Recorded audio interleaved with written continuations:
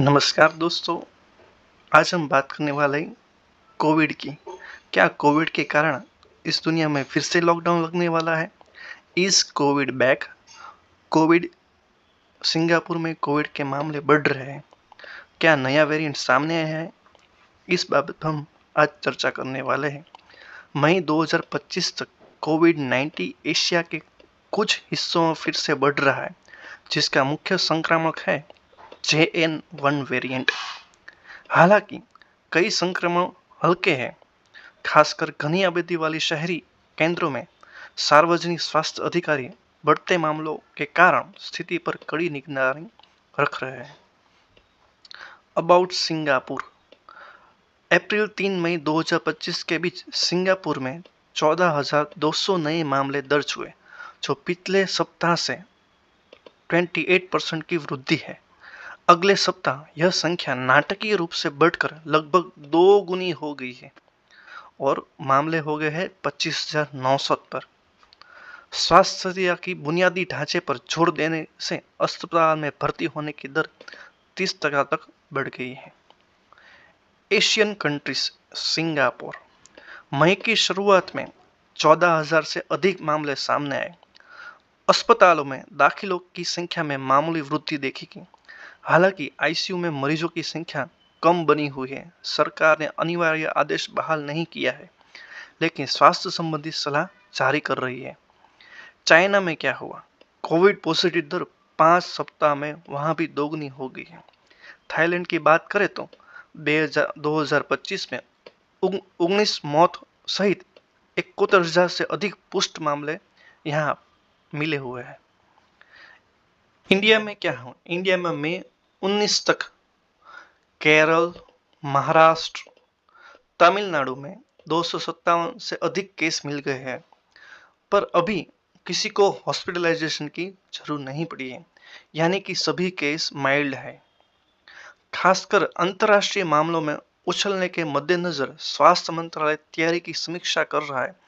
वो जीनोमिक निगरानी और बूस्टर संवर्धन पर ध्यान केंद्रित कर रहा है। What is the JN1 variant? Lineage यानी कि वंश। JN1 एमरिकॉन वंश का एक उप प्रकार है, यानी कि सब वेरिएंट है। विशेष रूप से BA.2.86 पिरोला का वंशज है। पिरोला अगस्त 2023 में खोजा गया एक वेरिएंट था। म्यूटेशन ट्रेंड्स यानी कि उत्परिवर्तन लक्षण। JN1 में कई स्पाइक प्रोटीन म्यूटेशन है, जो पिछले संक्रमणों और टीकाकरण से निहित प्रतिरक्षा से कुछ स्तर से बचने की अनुमति देता है। इसमें L455S, F456L जैसे म्यूटेशन है, जो मानव के ACE2 रिसेप्टर्स के प्रति इसकी एफिनिटी और ट्रांसमिसिबिलिटी में सुधार होता है। यानी कि ये दोनों सब वेरिएंट होने के कारण वो मानव से बहुत ही झड़प से संक्रमण फैलाता है। वो क्लासिफिकेशन यानी कि वर्ल्ड हेल्थ ऑर्गेनाइजेशन इस वेरिएंट को किस वर्ग में रखता है? 19 दिसंबर 2023 को विश्व स्वास्थ्य संगठन ने JN1 वेरिएंट को वेरिएंट ऑफ इंटरेस्ट प्रकार के रूप में वर्गीकृत किया है। हालांकि अभी तक वेरिएंट ऑफ कॉन्सर्न चिंता का विषय नहीं है, क्योंकि इसमें गंभीरता अन्य ओमिक्रॉन स्ट्रेन्स के समान है। यानी कि जो वेरिएंट है JN1 वो वेरिएंट ऑफ इंटरेस्ट में डाला हुआ है, यानी कि ये वेरिएंट लोगों को कोरोना फैलाता है पर मारता नहीं है।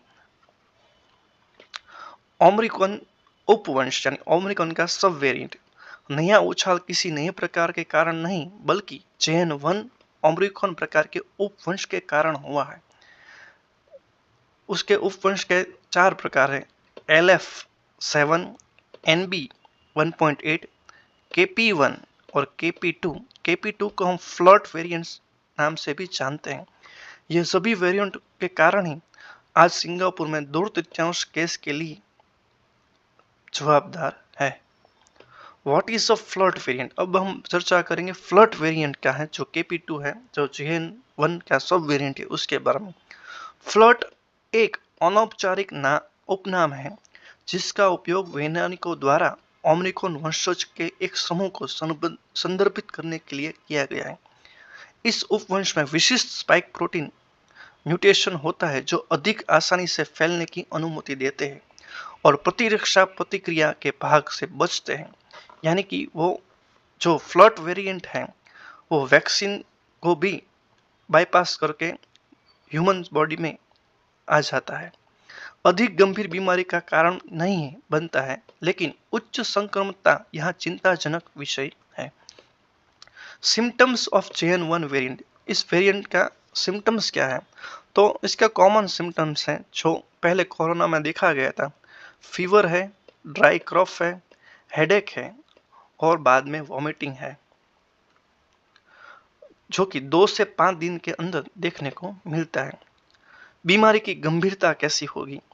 बहुत गंभीर नहीं है, ज्यादातर लोग ठीक हो जाते हैं, हॉस्पिटल जाने की बहुत ज्यादा जरूरत नहीं होती। वैक्सीन इफेक्टिवनेस, टीके की प्रभावशीलता, ये नए प्रकार का कोरोना में वैक्सीन असरकारक है कि नहीं ये हम जानते हैं। म्यूटेशन के कारण JN1 में कुछ हद तक प्रतिरक्षा से बचने की क्षमता होती है, यानी कि वैक्सीन को भी वो बाईपास कर जाता है। इसीलिए बूस्टर डोज का रोल यहाँ अहम है। mRNA वैक्सीन को अपडेट करना होगा। कोवैक्स जो भारतीय वैक्सीन है उसका मूल्यांकन भी करना होगा और कुछ राज्यों में जो स्थिति बद से बदतर हुई तो राज्यों में बूस्टर डोज लगाना भी पड़ेगा।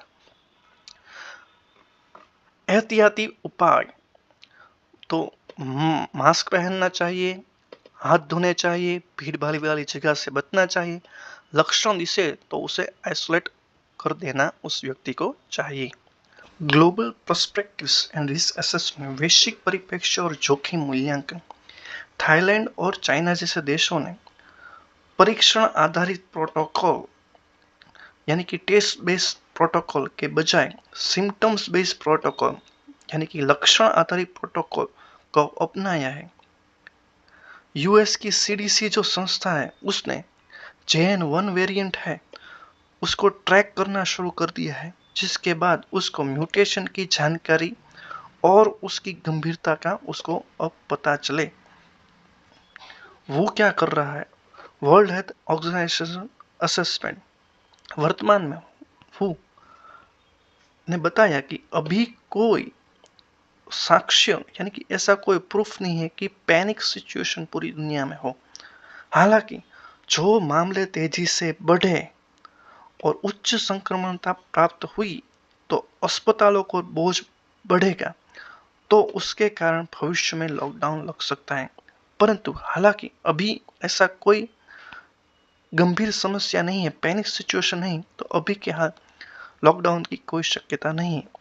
आपको हमारा वीडियो अच्छा लगा है तो लाइक और सब्सक्राइब जरूर करें।